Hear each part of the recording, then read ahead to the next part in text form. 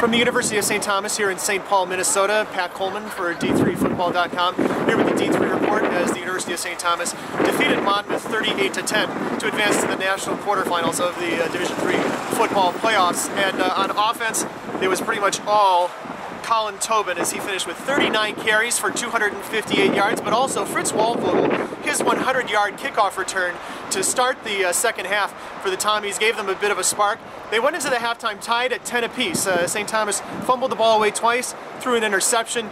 Monmouth was able to convert those into 10 points and had the Tommies tied up at the break at 10 apiece. But St. Thomas came out and scored the last 28 points of the game to win.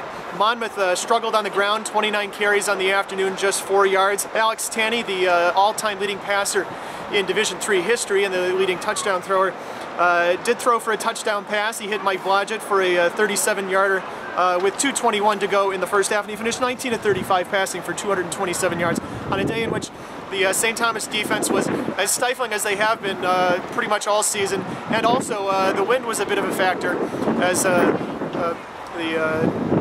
Tommies had the wind at their back in the fourth quarter and in the first quarter, and